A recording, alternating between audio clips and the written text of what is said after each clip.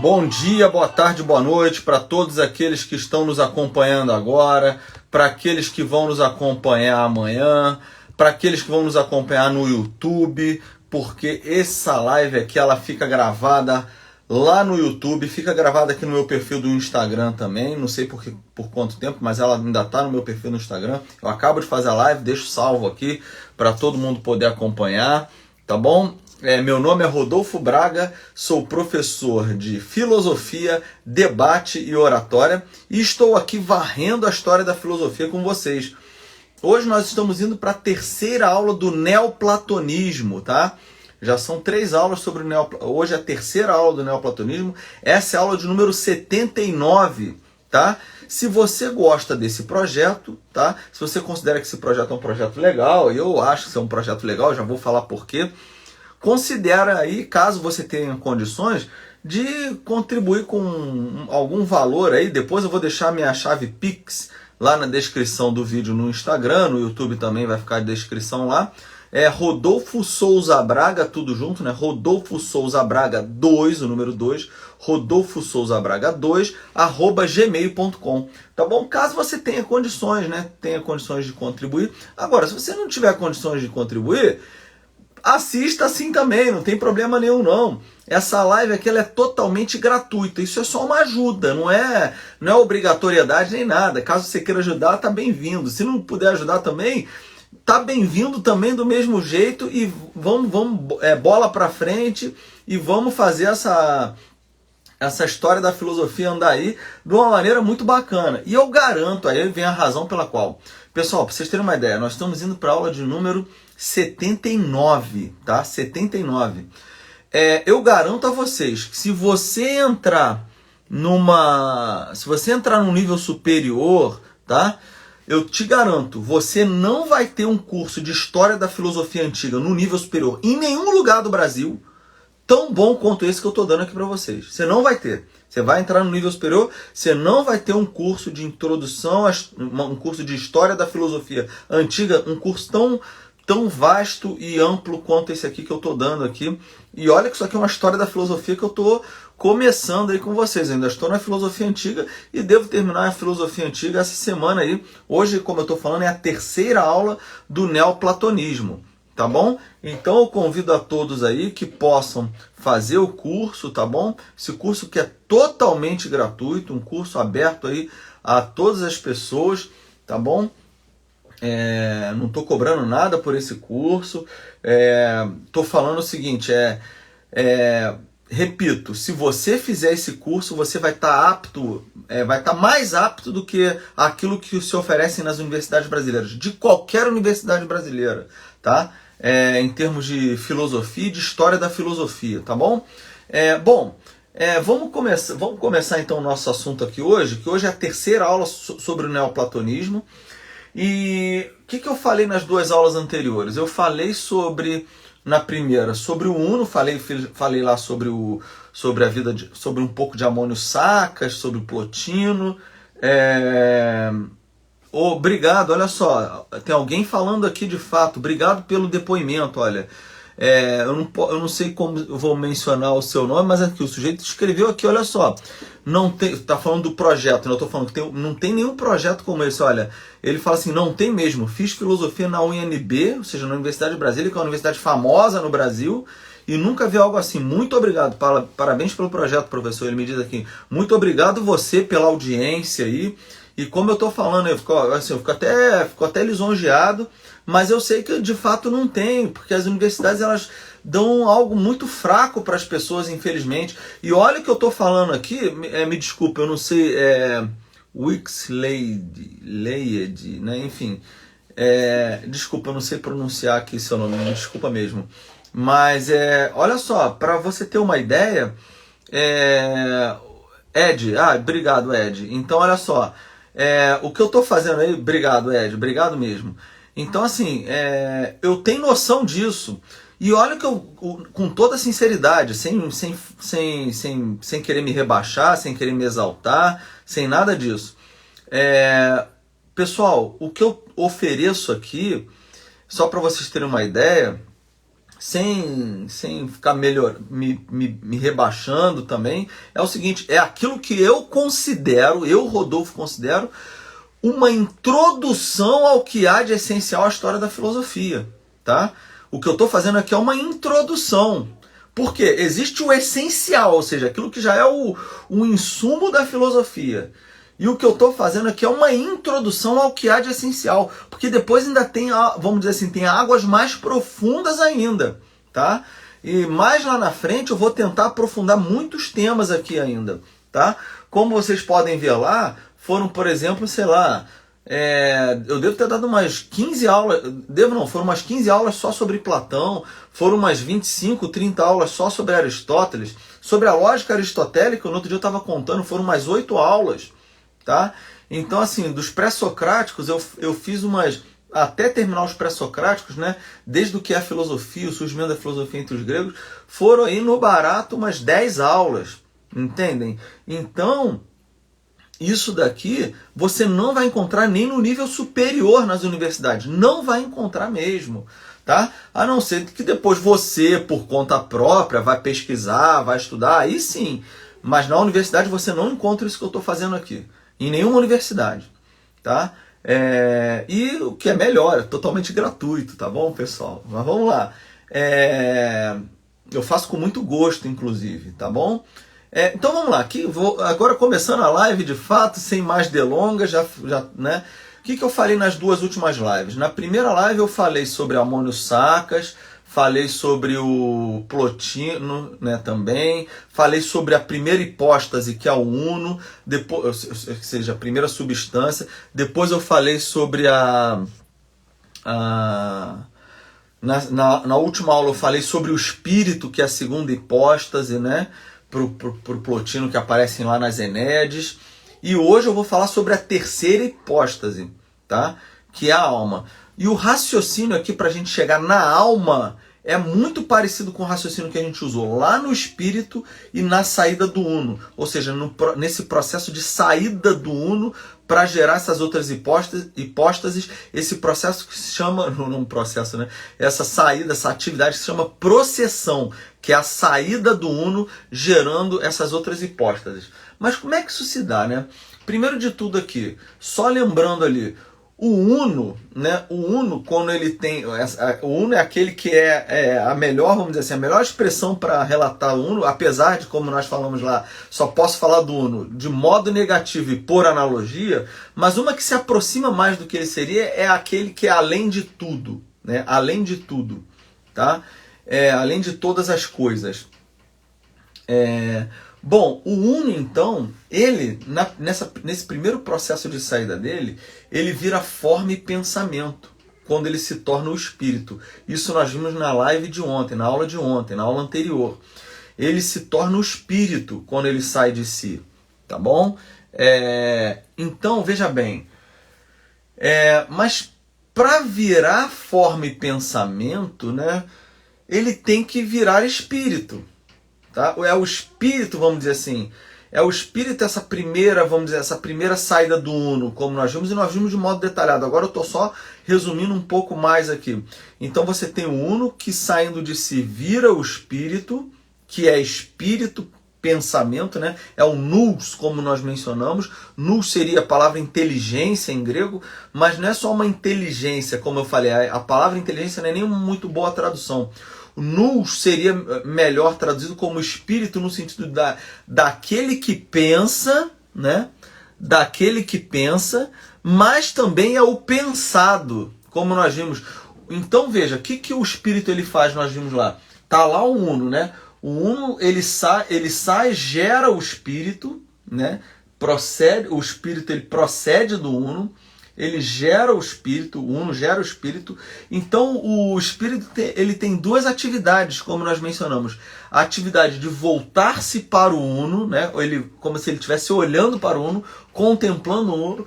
Quando ele contempla o uno, ele se fecunda do uno, e aí que gera de fato as ideias pensadas, aquilo que é pensado.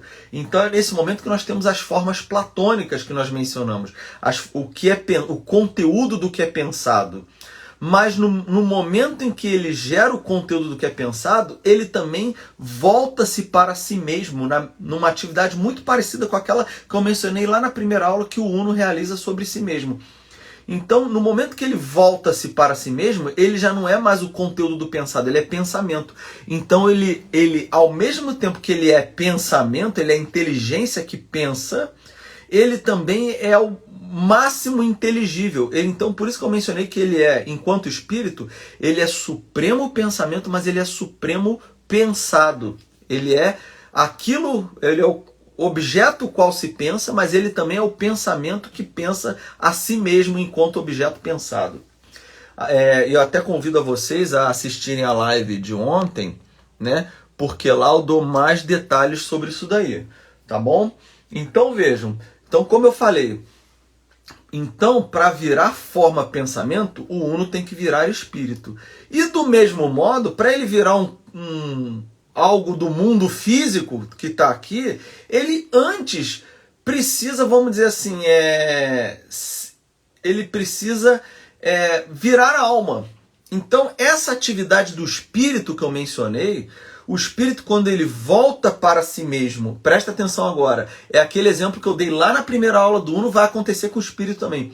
Quando o espírito, vamos dizer assim, ele vai, o exemplo que eu dei analógico, né? Quando ele vai tentar entender quem ele é, quando ele vai tentar olhar para si mesmo, bom, no momento em que ele olha para si mesmo, ele vira um objeto de conhecimento para si, tá? Ele vira um objeto de conhecimento para si. Então é aquela coisa, ele é objeto para si, mas não é si mesmo mais. Ou seja, nessa saída, lembrando, é uma processão. Processão não é emanação. Como eu falei, um fogo ele emana. Quando o fogo ele emana, ele perde algo. O Uno, quando ele vira espírito, ele não perde, porque ele está num gerar eterno dentro de si mesmo. Então ele não perde nada quando gera o espírito.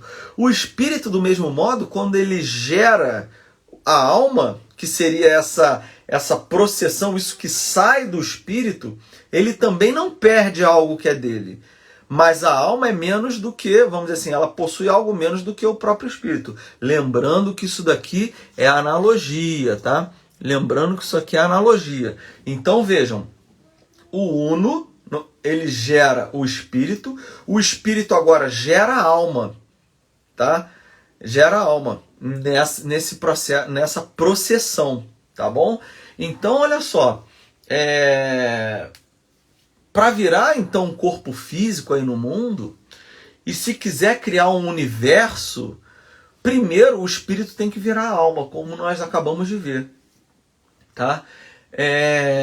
A processão que gera a alma, então, como nós acabamos de ver, é semelhante à que gera o espírito. A ideia é a mesma. Como então isso se dá? Resumindo, então você tem uma atividade do espírito, que foi mencionada na aula de ontem, que é o seguinte, é o voltar-se para o Uno e o que? Ele, contemplando o Uno, ele se enche do Uno. Essa é a primeira atividade do espírito. Mas o espírito tem uma atividade de voltar-se para si mesmo. Então, esse voltar-se para si mesmo, como eu falei, né, lá na primeira live sobre o Uno, é como se você estivesse olhando num espelho. É você, porque é você quem gerou, mas não é você porque já não é plenamente você. Aquilo que você vê no espelho não é plenamente você.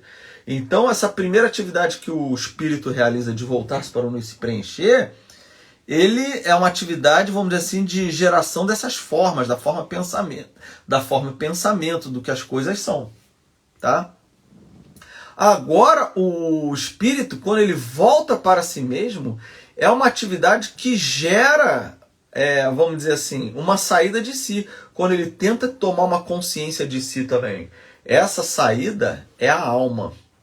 Isso é a alma, ou seja, o espírito ele gera a alma nesse processo de geração esse processo de geração, de saída do espírito, tá? Bom, e como ocorreu com o espírito, então, ocorre com a alma também.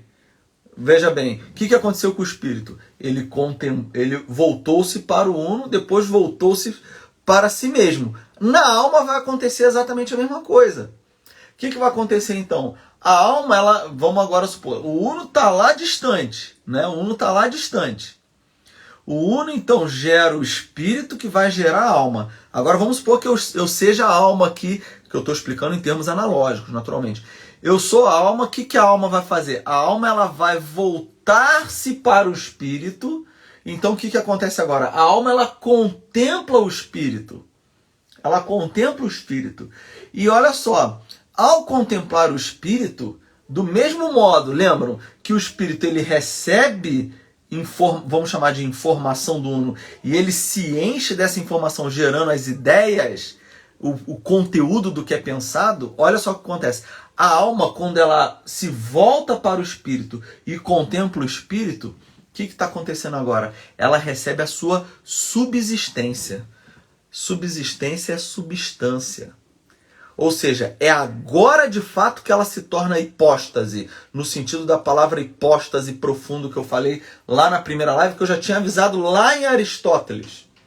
Lá em Aristóteles, no sentido da palavra hipóstasis, né? Da hipóstase ser a substância. Hipo significa sub em latim, stasis é o estar, ou seja, hipóstase é aquilo que está por baixo, é aquilo que está por baixo, é aquilo que segura algo, ou seja, é a substância, é o que segura o ser de algo. Então, nesse caso aqui, agora a alma olhando, voltando para o espírito, contemplando o espírito agora, é que ela vai receber informação do espírito, ela vai receber algo do espírito, é nesse momento que ela recebe a sua subsistência. Tá? E vejam, é nesse processo da alma olhar para o espírito que ela também vai o quê? Contemplar o uno. Então veja, a alma contempla o espírito e ao mesmo tempo ela consegue acessar o uno. Vejam, é uma contemplação indireta do uno de fato, não é diretamente. Então quem faz a ponte entre o que é a alma e o uno é o espírito. Então é por meio do espírito que a alma se liga ao uno. Então vejam também, é por meio desse vínculo, vamos chamar assim, né, da alma com o uno, que é esse vínculo da alma com o uno por meio do espírito que vai permitir a alma retornar para o uno. Ou seja, retornar para onde ela é no seu estado mais perfeito. E aí entram aquelas metáforas, aquelas analogias que os neoplatônicos fazem, né? Por exemplo, dizendo que nós somos uma gota no oceano, né? Assim, o que é uma gota? A essência da gota de água, estou falando da gota de água. A essência da gota de água é a água. A essência do oceano é a água também. Mas na medida em que a gota de água ela se afasta do oceano, ela se individualiza. E ela acha que ela é algo, vamos dizer assim, pequeno. É só na medida em que ela entra no oceano do uno, vamos dizer assim, que ela se dissolve, ela não é mais gota. Ela é o uno, é a totalidade. Ela é a perfeição agora. É nessas horas agora que a gente entende aquelas metáforas que os neoplatônicos fazem. Mas vejam, existe um vínculo entre a alma e o uno. Esse vínculo se dá por meio do espírito. A alma está ligada ao uno, mas está ligada por meio do espírito. Tá? Vejam, vamos dizer assim, esse bem supremo que é o uno, ele é comunicado para a alma. A alma, ela também é boa. Tá? Ela é boa na medida em que a alma é boa na medida em que ela tem contato com esse bem supremo que é o uno. Tá? E vejam, como nós falamos na aula de ontem, na aula anterior, o puro pensar é o espírito. O puro pensar no sentido mais elevado. Porque o uno ainda não é pensamento de fato. O pensamento é o espírito. Lembra que eu falei na aula de ontem? O espírito, além dele ser pensamento, ele é o pensado supremo. Ele é o pensamento supremo e é o pensado supremo. É aquilo que é o conteúdo do pensamento, mas ele é o ato de pensar também supremo. Isso é o espírito. A alma, ela não é puro pensar. tá? O que a alma faz não é pensar purissimamente, não é pensar supremamente, porque esse é um ato do espírito. O que a alma faz é dar a vida a todas as coisas que existem. De fato, quem dá a vida é a alma. A vida para as coisas aqui existirem, tá? Então nós podemos dizer que a alma, nesse sentido aqui, ela é o princípio do movimento. Aliás, a palavra alma na língua portuguesa, né? A palavra alma na língua portuguesa vem do latim anima, né? Anima, anime, né? Anima, em latim, é aquilo que tem ânimo. A alma, de fato, é um ânimo. A alma é um ânimo, ela que dá a vida. Então, ela é um movimento. Lembrando lá, em termos aristotélicos, o que é movimento? Eu sei que eu estou num neoplatônico, mas o que seria um movimento em termos aristotélicos? É a passagem da potência ao ato. Nós vimos lá na física aristotélica. Teve uma aula só sobre a física aristotélica, na qual eu falei o seguinte, olha, o que é mudança, né? O que é mutação? É ato ou transformação em ato daquilo que é potência enquanto tal. Resumindo muito, é passar da potência ao ato. A alma, ela é essa atividade de mudança. Porque, vejam, eu tenho uma atividade, um ato. Eu tenho um ato interno a mim. Então, a alma, ela é o princípio do movimento e movimento também, né? Ela quem move, mas ela também é movimento, a alma, tá? E vejam, uma característica importante da alma é que a alma, ela é o último estágio, podemos dizer assim, desse mundo inteligível, dessa coisa que não é material. Porque a alma, já, que é o tema da aula de amanhã, da próxima aula, a alma, ela vai, vamos dizer assim, na próxima aula nós vamos falar sobre a processão do mundo físico. Como é que se dá isso aqui no mundo físico? Como é que o mundo físico ele procede da alma também? Nós vamos comentar isso daí na próxima aula. Como é que se origina a matéria, por exemplo, para Plotino, né? Como é que ela procede dessa realidade que é a alma, que por sua vez procedeu do espírito, que procedeu do uno, tá? Então vejam, a alma, ela vai se encerrar, ela vai entrar na realidade física, tá? Das coisas. E aí ela vai se encerrar, né? vai estar encerrada dentro ali do mundo físico em todas as coisas, por exemplo, nos seres vivos, como nós, nos astros, por exemplo, nos seres humanos, tá bom? Nas coisas que tem uma certa dinâmica interna, tá bom? E aí você percebe o seguinte, se a alma é esse último estágio, né? Prestem atenção aqui agora. Se a alma é esse último estágio que vem lá do uno e não é material, nós vamos dizer assim, a última realidade inteligível dessa realidade que não é material, ela ao mesmo tempo ela vai ter um pé no mundo material. Então nós podemos falar que a alma, ela é intermediária. Ao mesmo tempo ela está numa realidade não física, ela também está no mundo físico. Ela está dentro dessas duas realidades. Por isso que nós podemos dizer que ela tem duas faces. Uma face voltada para o imaterial e uma face voltada para o material. Tá? E é nesse sentido que nós podemos dizer que assim, o primeiro princípio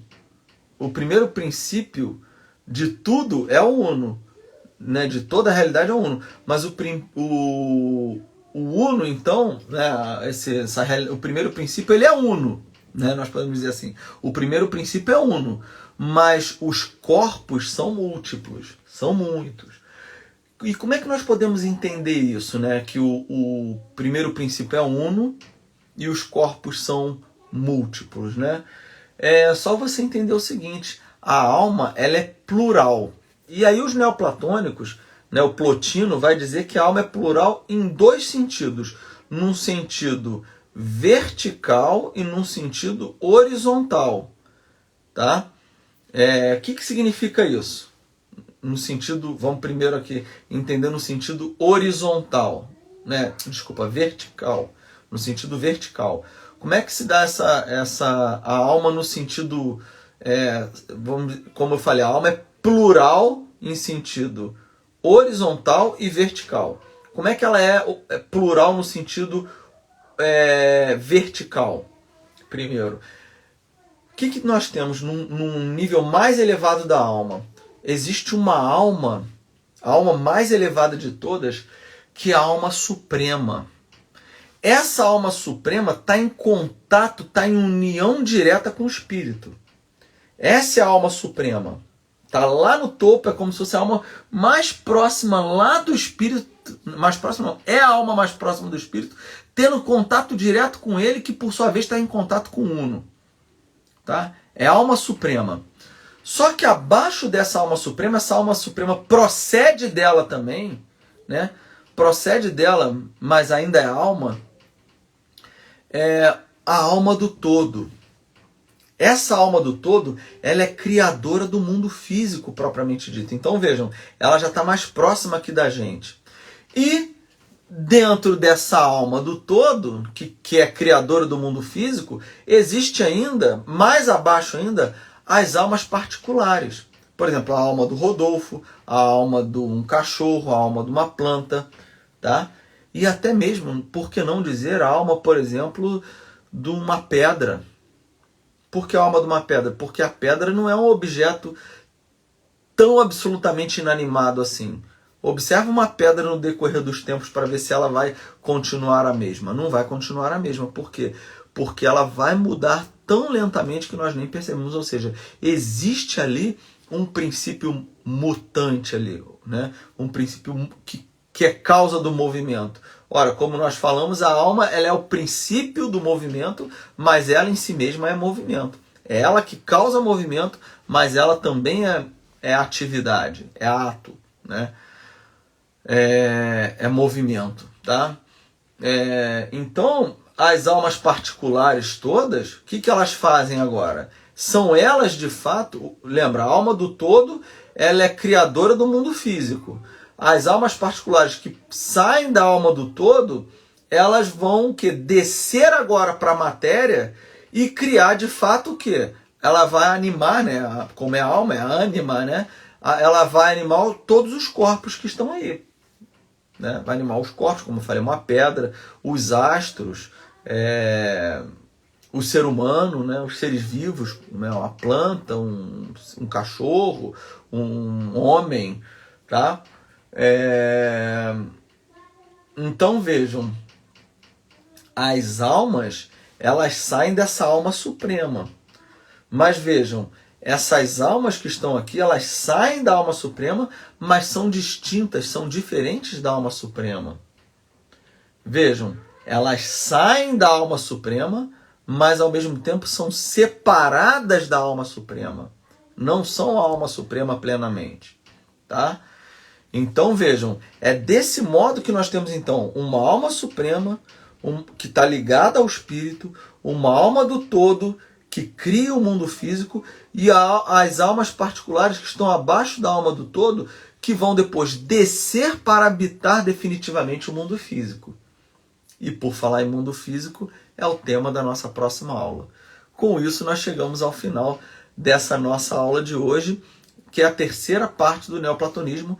Amanhã eu faço uma quarta parte do neoplatonismo ainda, falando agora sobre essa processão do mundo físico. Como é que se dá o mundo físico? Como é que ele procede agora da alma? Como é que a alma cria, gera, vamos dizer assim, gera o mundo físico? Como é que existe essa processão? Como é que o mundo físico ele procede da alma? É isso que nós vamos ver amanhã. Se o mundo físico procede da alma, ele tem que ter algo dela também, tá? Isso é uma inovação agora do neoplatonismo. Porque vejam, se ele procede da alma, você raciocina, o mundo físico ele não pode ser um princípio eterno, como diriam os gregos lá tradicionalmente, né? Isso não é uma novidade total dentro da mentalidade grega, né? Aliás, isso não é uma novidade para o cristianismo, depois nós vamos ver. Mas para a mentalidade filosófica grega isso é uma novidade. Porque o mundo todo, a matéria é eterna. E vamos falar a verdade, São Tomás de Aquino mesmo não vê objeção em que a matéria seja eterna em termos filosóficos, não. Tá? Isso nós vamos ver mais lá na frente em termos de filosofia medieval. Tá bom?